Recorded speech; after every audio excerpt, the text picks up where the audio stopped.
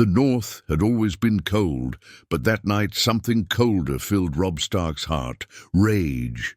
He had just received the raven from King's Landing. His father, Lord Eddard Stark, had been taken prisoner, labelled a traitor, beaten, accused of plotting against the crown. But Robb knew the truth. His father had only tried to do what was right. That city, that throne, it was full of liars, snakes, and false kings. And now they dared to call his father a traitor. Robb crushed the letter in his hand and looked around the great hall of Winterfell. The bannermen were already gathering. The Karstarks, the Umbers, the Manderleys. Every house in the north that still remembered the name Stark stood behind Robb now. The young wolf, they called him.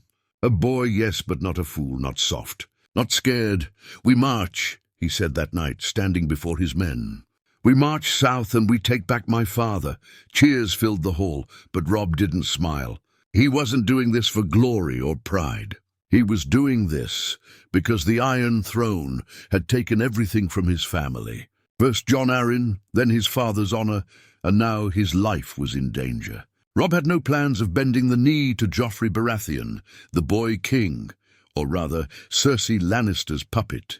No, Robb had a different plan, a dangerous one. As the North's army rode south, Robb sent secret ravens, not to the usual lords, but to the shadows. He contacted Varys, the spider, through a secret channel Maester Luwin told him about. He offered something strange, a deal. Varys always worked for the realm, or so he claimed. Robb promised him a new future, a realm with no throne, no false kings, no mad queens or cruel boys playing God. And to Varys's surprise, he listened. By the time Robb reached the Riverlands, his army had grown. Not only had the Tullys joined him, but so had a few key men from the capital, tired of the Lannisters and their rule of fear. The Tyrells remained quiet, not yet choosing a side. But Robb didn't wait for them. The Battle of Whispering Fields was short but brutal. Jaime Lannister was captured just like before. Only this time, Robb made a choice that changed everything. He didn't treat Jaime like a prize. He treated him like a hostage, a key. He sent word to Cersei, "I have your brother. You have my father. Let's talk." Cersei, ever proud, refused at first. She believed Joffrey's power was unshakable. But when Varys began whispering about rebellion in the streets, when the people of King's Landing began throwing rocks instead of flowers, and when even the Gold Cloaks started listening to other voices, she had to act. The meeting happened in the ruins of Harrenhal. Cersei bitter and dangerous, Robb calm but cold. They talked, and the hatred between them hung thick in the air. But in the end they agreed. A trade. Ned for Jaime. No tricks, and for once, no one betrayed the deal. Ned Stark stepped out of a dark cage, weak but alive. His hair was grayer, his body thinner, but his eyes still burned with honor. Robb ran to him, hugged him tight. For the first time since this all began, he felt like a son again. But that night, as they sat by the fire, Ned said something that stayed in Robb's heart forever. "It's not enough to save me," he said softly. "You must end this game, or it will never stop taking from us." Robb nodded slowly. He already knew what he had to do. He didn't want the Iron Throne. He didn't want to play the same game that killed his father, broke the realm, and turned good men into monsters. No, he had a better idea. He would destroy the Iron Throne. But first, he needed to get to King's Landing. The ride to King's Landing was slow and filled with silence. Robb, Ned, and a small group of northern men moved through forests and back roads under the cover of night. Every shadow looked like a spy. Every rustle in the leaves could have been a Lannister blade. But Ned had changed. The dungeons had stolen his softness. His eyes were sharper now, quieter, as if he no longer trusted the rules of honor he once lived by. "Are you sure about this?" Robb asked one night, as they camped near the Blackwater. "I used to think peace came from loyalty," Ned replied, staring into the flames. "But loyalty means nothing to a throne built on lies. Burn it all, Robb. Burn it to the ground." They entered King's Landing like ghosts. Varys had done his part. The spider had cleared a path through the tunnels, beneath the city, sewers, forgotten passages, secret doors under brothels and bakeries. No banners, no army, just shadows moving through shadows. Inside the capital, things had changed. The common people were starving. The gold cloaks were nervous. Whispers of rebellion floated through the air like smoke.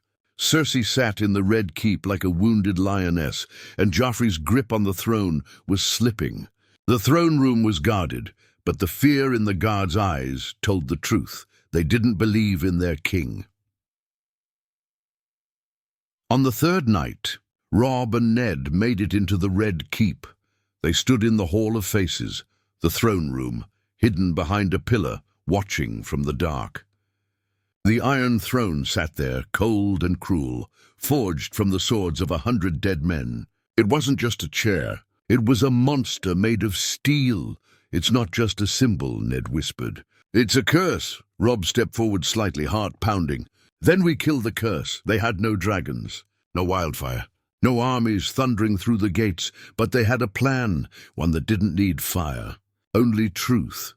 That same night, Varys arranged it, a private meeting between Robb Stark, Ned Stark, and Tyrion Lannister. Yes, Tyrion.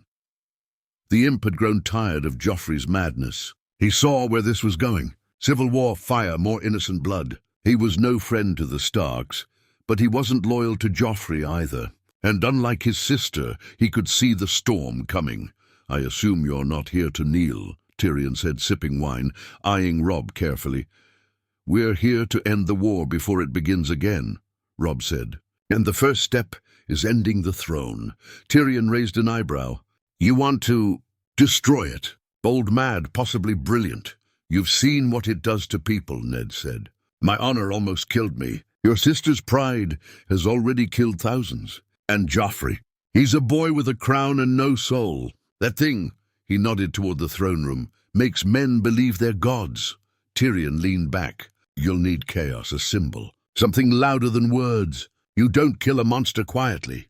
You show the whole world its death. Robb nodded. That's exactly what we plan to do. And so the plan began. They would strike during the feast. The Red Keep was hosting a celebration in honor of Joffrey's strength against rebellion. A disgusting show. Nobles would fill the hall. Bards would sing lies. But that was the point. It would all happen in front of witnesses. The Starks weren't going to assassinate Joffrey. They were going to show the world why the Game of Thrones had to end. And let the people see it fall. Varys smuggled in explosives, rare alchemical powders, stolen from the wildfire stocks deep beneath the city. Tyrion gave them access. A few barrels, carefully placed under the Iron Throne itself, and the hall would still stand. But the throne? Gone, shattered into 1,000 useless pieces. But the risk was huge. If the explosion killed a noble, it would be war. If Joffrey survived, he'd never forgive it. If they were caught, both Stark men would be executed as traitors.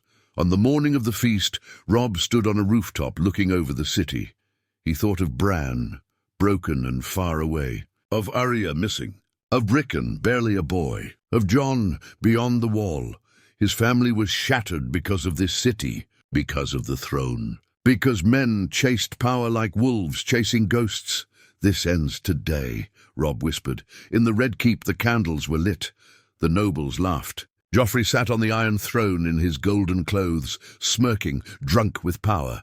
And below his feet, a fuse waited to be lit. The hall shimmered with gold and lies. Lords and ladies from across Westeros stood shoulder to shoulder, drinking sweet wine and swallowing bitter truths. Joffrey Baratheon sat high on the Iron Throne, legs dangling like a spoiled child on a steel monster. His laughter echoed through the red stone walls. Cersei stood beside him in her lioness glory, eyes sharp, smile thin. To the court, it was a celebration, but beneath the floor, hell waited. Varys had done his part. The wildfire was too risky, too unpredictable. But the alchemist powders, smuggled in from Essos, were placed directly under the throne. Enough to reduce that cursed metal beast into shards without collapsing the entire hall. All Robb Stark needed was a moment, and it came faster than expected. Tyrion raised his goblet and cleared his throat. To the king, he said, voice dry with sarcasm. May his wisdom one day catch up with his crown. The room chuckled nervously. Joffrey scowled but didn't speak. Cersei gave her brother a look that could melt glass. That was the signal. In the rafters above, hidden in shadow, Arya Stark lit the fuse. Yes, Arya, thought dead, vanished from the world, trained in silence and shadows. She had returned to King's Landing weeks ago, found by Varys, offered a purpose more valuable than revenge. This wasn't about killing one king. It was about killing the idea of kingship itself. The flame hissed, a thread of smoke slid down the wall, unseen by all, and then, boom. It wasn't deafening, but it was powerful. The Iron Throne exploded in a blast of smoke and fire. Blades shattered. Screams echoed. Steel flew like daggers through the air. Joffrey was thrown forward, his crown tumbling down the steps like a drunk man's coin. The nobles panicked, running in every direction. Smoke filled the hall. The guards yelled, forming a circle around the dazed boy king. Cersei pulled Joffrey back, blood on his cheek from a stray shard. But the throne was gone. Only broken metal and ashes remained where it once stood. The room fell into stunned silence. It was as if a god had died. And then Robb Stark stepped forward. He emerged from the smoke like a ghost out of winter. No armor, no crown, just a wolf sigil across his chest and his father behind him. Ned Stark walked beside his son, head high, no longer a prisoner. Around them, archers in the shadows held their arrows ready, but they did not fire. The moment held its breath. You sit on a chair made of blood, Robb said loudly. His voice echoed across the chamber. You all came here to kiss the boots of a boy king and the throne that made him. But the throne is gone. What are you without it? Gasps filled the air. Cersei stepped forward like a viper. Guards, kill them! But the gold cloaks didn't move. Not one. Varys had done more than clear a path. He had whispered to enough ears. The city didn't want another war. The people were tired. The guards were tired. They watched the Starks, and many of them lowered their blades. Tyrion appeared next, calmly stepping into view, wine in hand. Perhaps we should all consider what just happened. A symbol has fallen. Maybe it's time the rest do too. Cersei turned on him, face white with rage. You helped them, Tyrion smirked. No, I helped the realm. Joffrey, coughing and pale, stumbled to his feet. I am your king. I command you. No, Robb interrupted. You were never king. You were a spoiled child sitting on a pile of knives. That pile is gone. The court stood frozen. Then came the true moment of change. Ned stepped forward. I served the realm all my life. I bent the knee to kings, followed rules, trusted honor. And where did it lead us? War madness, a throne that eats everyone who touches it. Today, that ends. The old lord looked each noble in the eye. There will be no new king. No queen, no more thrones. You will go home and rule your people, not with crowns, but with conscience. Let each region govern itself. No more kneeling, someone laughed nervously. A reachman in green. You expect us to obey. Without a king? You've obeyed worse, Tyrion said, sipping wine. Perhaps it's time you tried better. And slowly, like trees bending in the wind, the room began to shift. A few nodded. Some stayed silent. Others backed away, unsure. But no swords were drawn. The Iron Throne had died, and in its death, a new idea was born. The Red Keep was no longer a place of power. It had become a tomb of silence. Smoke still curled from the rubble where the Iron Throne once stood. Its melted swords, now twisted and useless, lay scattered across the stone floor like dead snakes. No one dared pick them up, not even the loyalists. Not even Cersei. For the first time in centuries, Westeros had no ruler. The sun rose blood-red over King's Landing. A city that once bowed to crowns now looked up, unsure whether to fear what came next, or to hope. But in the silence, danger stirred. Cersei Lannister sat alone in her chambers, fingers trembling with rage. Her son, her golden lion cub, had been humiliated. The throne destroyed. Her enemies standing alive in her halls, while her power crumbled under her feet. She stared out the window, watching the smoke rise from the shattered throne room. They think they've won, she whispered, pouring herself wine. They think cutting off the head of the snake kills the whole beast. Her lips curled into a cold smile. But I am the beast. Below her in the courtyard, Robb and Ned addressed the city's remaining council, what was left of it. The Grand Maester, Tyrion, a few hesitant lords from the Reach and the Stormlands who hadn't yet fled. All of them stood with confusion carved into their faces. There must be order, one lord said. A realm cannot live without one voice above the rest. It has lived too long like that, Ned replied calmly. And what has that voice given us? Dragons, fire, madness. We don't need one voice anymore. We need many. Equal voices. Tyrion stepped forward. He's right. Let each region rule itself. A council of lords, one from each kingdom, meeting once a year, settling disputes, trading, agreeing to peace. No more kings, no more iron chairs, the lords murmured among themselves. Some nodded, others grumbled, but it was clear they were listening. Robb watched their faces carefully. He knew this was the most dangerous moment. The Iron Throne was gone, but the hunger for power was not. Men didn't need a crown to crave control. All they needed was a taste of fear or a whisper in their ear, and Cersei was already whispering that night. Whispers spread through the city like rats through the sewers. The throne was destroyed by sorcery. The Starks have no right to speak for the realm. Joffrey lives. He still wears the crown. The North wants to break away, and this was their plan all along. Cersei's spies moved fast. Gold changed hands. Fear spread quicker than wildfire, and by morning, a riot broke out in the lower districts, loyalists clashing with common folk, blood spilling on the cobblestones. Robb and Ned rode down into the streets, trying to stop the chaos, but words weren't enough anymore. We need to hold this city together, Robb growled, pulling a bleeding man from a pile of rubble.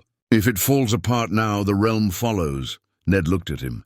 Then we give them something new to follow. Not a king, a cause. That afternoon, on the steps of the Great Sept, still standing tall above the smoke, Robb Stark spoke to the people. Not just nobles, not just lords, but everyone. The throne is gone, he said, and good. It ruled you with fear. It fed on your sons, your crops, your peace. Now it's ash, and from ash we build something better. He raised his voice over the crowd. You won't bow to one man anymore. Each region will choose their own leader, a protector, and we will meet not in war but in council, to talk, to listen, to prevent what we just survived. The people stared, and then they clapped. It wasn't much at first, just a few hands, but soon it grew, a roar of approval, not out of love, but relief. Maybe this boy from the north was right. Maybe it was time. Cersei watched from her window, face pale, lips tight. The people, her people, were cheering for her enemy. And worst of all, she had no throne left to sit on, but she wasn't finished. That night she met secretly with men in black cloaks, sell swords, poison masters, raven handlers. If the boy thinks he's won, she said coldly, remind him what happens when you leave the lion wounded. Meanwhile, in the Riverlands, word spread in the Vale, in Dorne, in the Iron Islands.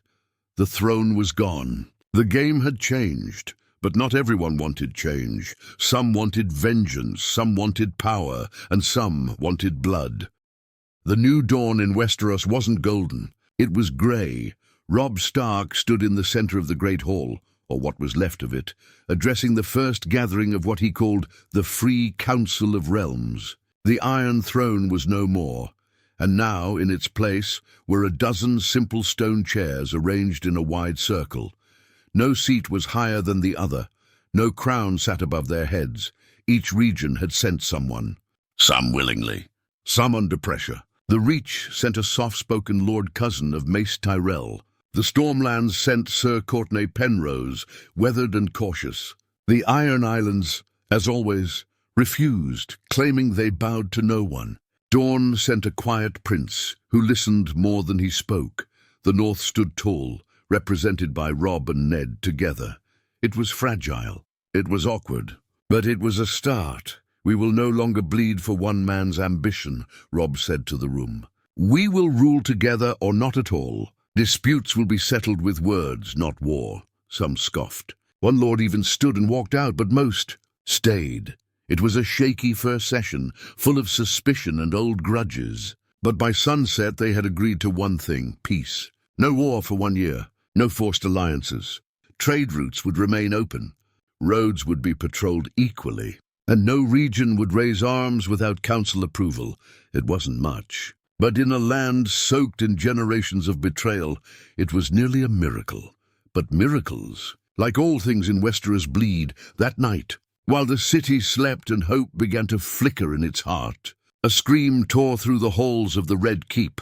Robb ran down the corridor, his sword drawn, heart thudding. The guards pointed toward a guest chamber. He burst in, and what he saw turned his blood to ice. Ned Stark lay on the floor, his eyes wide, throat slashed open. Blood soaked the stone beneath him. Robb fell to his knees, hands shaking, pressing against the wound, as if he could somehow hold his father's life in. No, not again. But it was too late. Ned Stark was dead again, and this time it was murder. The council gathered in chaos. Some lords accused each other. The guards claimed no one had entered, but the door had been locked from the inside. A small, open window was the only sign of intrusion, and no note, no name. Just a symbol drawn in blood on the floor, a lion. Cersei's reply had arrived. The North howled with fury. Lord Umber slammed his fist against the stone. "What? We march now! Burn the Lannister witch to ash!" But Robb stood silent. Then he rose. "There will be no war," he said, voice cold. "That's what she wants. She wants me angry, blind, to burn everything we've built so she can rise from the ashes." "But your father," one lord began. Robb's eyes burned. "My father gave his life twice to stop this madness. I will not undo him again." Tyrion entered then, slower than usual. He looked at Robb with something close to respect and sorrow. "You do know she won't stop now, don't you?" "Yes," Robb said, "but neither will I." Later that night, Robb stood alone in the sept. His sword rested beside Ned's wrapped body. No grand funeral, no king's tomb, just silence and a father's peace. "I'll finish what you started," he whispered. "But not with blood, with something stronger, with change." But across the city, change bled slowly. The streets filled again with fear. Some cried out for justice. Others whispered about weakness. Without Ned Stark to anchor him, Robb felt the weight of the realm shift, and far away in the Westerlands, deep beneath Casterly Rock, Cersei smiled as she read the report. She poured herself wine, stared into the fire, and whispered, "One wolf down. One more to go." But she had made a mistake. She had killed the man who believed in peace.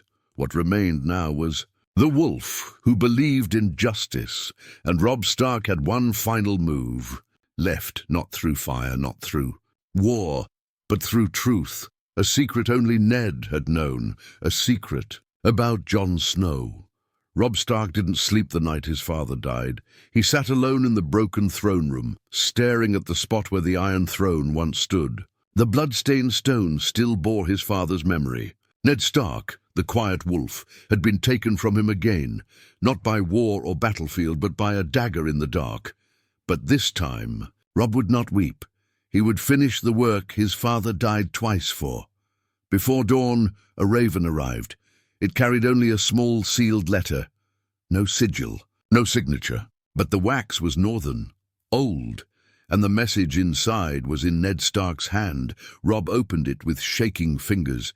He read the first lines and nearly dropped it. "If you read this, it means I am dead, and the truth must live in my place." He read on, eyes widening with every sentence. Lyanna Stark didn't die because of Rhaegar Targaryen's kidnapping. She died giving birth to a son, her son, Rhaegar's son, Jon Snow.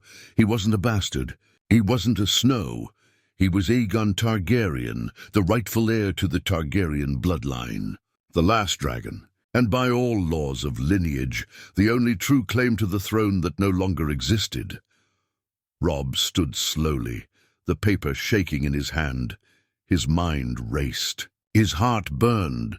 Jon, his brother in all but blood, had lived in the shadows while the world tried to kill itself over a throne he never asked for. And now, in a realm trying to rebuild without kings, Robb was sitting on the most dangerous truth Westeros had ever known. He summoned Maester Luwin at once. One of the few who knew the old codes and handwriting of Ned Stark. He confirmed it. "It is his hand, my lord," the old maester said. "And his truth." Tyrion was next. Robb showed him the letter without a word. Tyrion read it twice, then leaned back, eyebrows raised. "Well, if we were looking for something to turn this world on its head again, we've found it. You think I should keep it secret?" Robb asked. Tyrion took a long sip of wine. "I think it depends what you want, Stark. Do you want peace or justice? Because this truth will bring neither, only fire." But Robb wasn't sure anymore. The council had been weak since Ned's death. The regions were pulling apart already. Dorne refused to commit to any alliance. The Ironborn were attacking small fishing villages again. The Vale had closed its gates. Westeros, without a throne, was beginning to eat itself, and now Robb held a truth that could either save it or destroy it. He thought about Jon, the bastard who fought like a king but never wanted to be one. The boy who took no joy in power, only duty. The man who'd gone to the wall when he could have stayed safe in Winterfell. He deserved peace, but maybe peace needed him. A week later, Jon Snow stood in the shattered throne room. Robb had sent a raven north with only 2 words, "Come south." Now, Jon stood across from him, wearing blackened snow, looking tired. "You look like a man who's seen the end of the world," Robb said softly. "I have," Jon replied.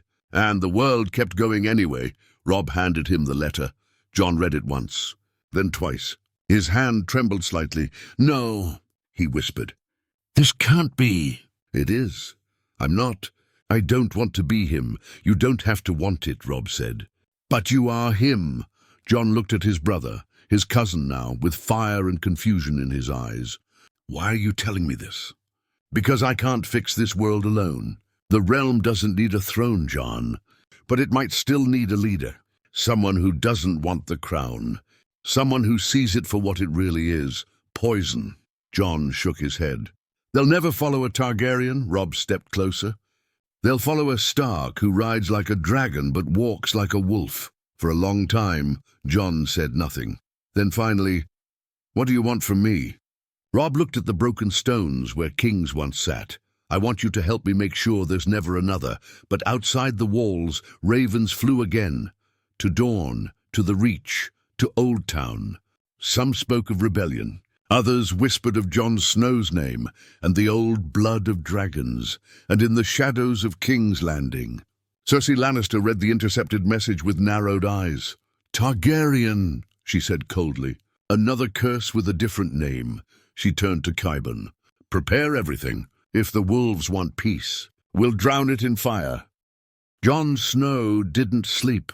He stood at the edge of the city walls, looking out over the roofs of King's Landing. The same rooftops he once thought belonged to another world, one built by people who would never know snow, never feel honor, never taste truth. But now, the city belonged to him in a way that terrified him more than the White Walkers ever did. Aegon. Targaryen. The name echoed inside him like a blade against a stone. While he didn't want it, he didn't ask for it, but the truth didn't care what he wanted. It had a way of dragging you forward whether you were ready or not. Behind him, Robb approached quietly. "They're starting to whisper your name," he said. Jon didn't turn. "Then tell them to forget it." "I can't," Robb replied. "Because some already believe you're the only one who can keep this realm from falling apart." Jon turned now, face pale, jaw set. "You wanted to break the cycle. No kings, no crowns. That's what you promised. What was the point of destroying the throne if we're just going to replace it with another?" "I still believe that," Robb said. "But the people, they're scared. They don't understand council chambers and shared rule. They understand strength, blood, legacy. You have all 3. They see you as a symbol." "I'm not a symbol," Jon said through gritted teeth. "I'm just a man who's tired of fighting wars that should never have happened." Robb nodded slowly. "Then fight one more, so no one else has to." But before Jon could respond, a raven landed on the battlement beside them. The scroll was sealed with black wax. The sigil of House Lannister burned deep into the wax. Robb read it, and his face changed. "What is it?"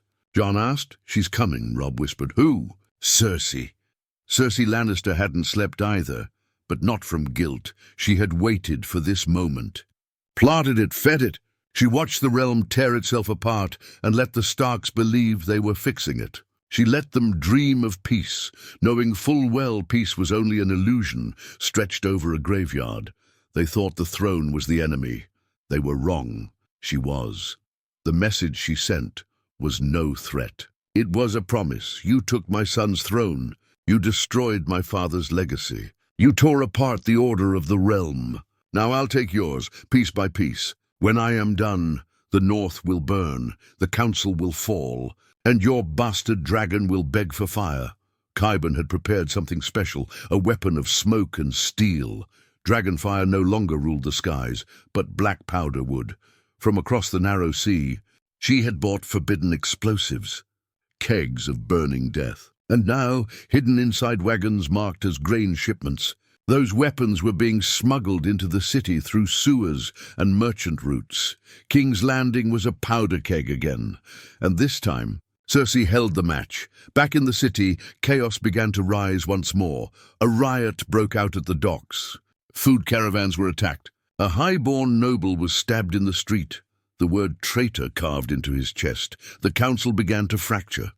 The Reach threatened to pull out of the alliance. Dorne demanded its own sovereign rule, regardless of the council's vote. The Iron Islands raided the western coasts while pretending to talk peace. Robb stood before the council, exhausted. "If we break now," he said, "Cersei wins. Everything we've done dies with my father. With your fathers. You may not trust each other, but you know what's waiting outside these walls." She's not coming to argue. She's coming to destroy. But it was Jon who stood up next. He looked every man and woman in the eye. "I will not wear a crown," he said. "I will not sit on a throne. But I will lead. I will fight. If you want peace, follow me. If you want power, go with her. But if you want to live, stand now, or die divided." And slowly, they stood, one by one. The Reach, the Riverlands, Dorne, even the Vale. The council became an army, not of conquest, but of last defense. A final stand against the last Queen of Fire. Far away under cover of night, Cersei's ships moved into Blackwater Bay. Soldiers disembarked. Kegs of black powder rolled silently beneath the city. And in her flagship, Cersei smiled, dressed in black, her golden lion brooch gleaming in the lantern light. "No more wolves," she whispered. "Only ash." The skies above King's Landing burned red with the first light of dawn, but this time it wasn't the sun. A series of explosions shattered the morning silence, one after another, echoing across the city like war drums from hell. Flames erupted from the dockyards. Smoke poured from the grain stores. The marketplace was a battlefield of fire and rubble. Screams rose with the smoke, and once again the city fell into chaos. Robb Stark stood on the city walls, eyes fixed on the smoke rising across the Blackwater. His jaw clenched as another explosion rocked the southern gate. "She's here," he said, voice like steel. Jon Snow stood beside him, already armored in black. "So much for peace." "She never believed in it," Robb muttered. "But I did." Jon looked at him. "You still can. If we survive this." Behind them, the Free Council's forces scrambled to prepare, not lords and banners, but scattered soldiers from across the realm, Dornish spearmen, Riverland archers, a small force from the Vale. The Reach had only sent 50 knights, but they had pledged loyalty to Robb and Jon, and they would fight to the last. They had no dragons, they had no wildfire, they had only a dream and the will to defend it. Across the bay, Cersei's fleet began its approach. She stood on the prow of her warship, dressed all in black, her golden hair braided like a queen going to war. Around her, black-cloaked men carried the last of the powder kegs, set to destroy the Red Keep from beneath. She didn't want to take the city back. She wanted to erase it, and rebuild the world in her image. Inside the city, Arya Stark moved like a shadow. She had been watching, waiting.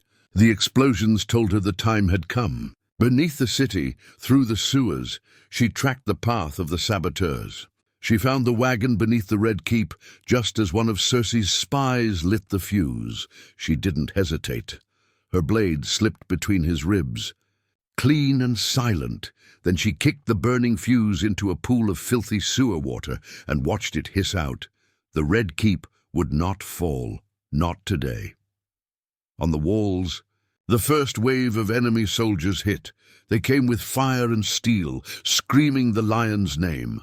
But they were met with northern steel and Dornish spears. Robb fought at the front, cutting down invaders with the fury of every Stark who had bled for the south. Jon fought like a ghost reborn, calm, brutal, precise. Where Robb fought with rage, Jon fought with purpose. Together they held the gate. The battle raged into the streets. Buildings collapsed. Horses screamed. Men died by the dozens. Cersei's troops outnumbered them 2-1. But the Council's forces had something stronger. They had resolve. In the heart of the city, Tyrion Lannister stood before a frightened crowd of small folk. He raised his voice above the screams. "She wants to burn this city again," he shouted. "She doesn't care who dies. Your homes, your children, they're nothing to her." The people listened, and then they fought back. Fishermen grabbed blades. Merchants threw stones. Children carried water to the wounded. The people of King's Landing, for the first time in generations, fought not for a king, but for themselves. As the sun reached its peak, the battle turned. Cersei's troops began to fall back. Confused by the resistance, Robb charged forward, driving them toward the docks. Jon led a flank through the alleys. Forcing a retreat, by dusk the city burned, but stood, and Cersei was cornered. She fled through the lower tunnels beneath the keep, Qyburn at her side. But Arya found her first. Cersei drew a dagger. Arya didn't speak. She moved like death, swift and final. When Cersei Lannister's body hit the floor, there was no glory in it, no revenge, just an ending, a long overdue one. 3 days later the fires were out. The city still stood. The council reconvened, tired but alive, and Jon stood before them once more. "I never wanted to rule," he said, "but I see now. Someone must lead, not forever, not as a king, but as a protector, a voice to guide, not command." Robb nodded.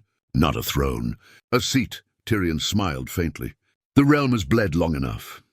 Let it heal." And so it was agreed. The Iron Throne was never rebuilt. In its place stood a round table, no crown, no king, just chosen voices from each region. And Jon Snow, the man born in shadow, stood as the first protector of realms, sworn to defend, not rule. Robb returned to the north. Arya sailed west. Peace, not perfect, but real, settled over the realm, and in the end, the Game of Thrones truly ended, not with fire, not with crowns, but with a choice, a better one.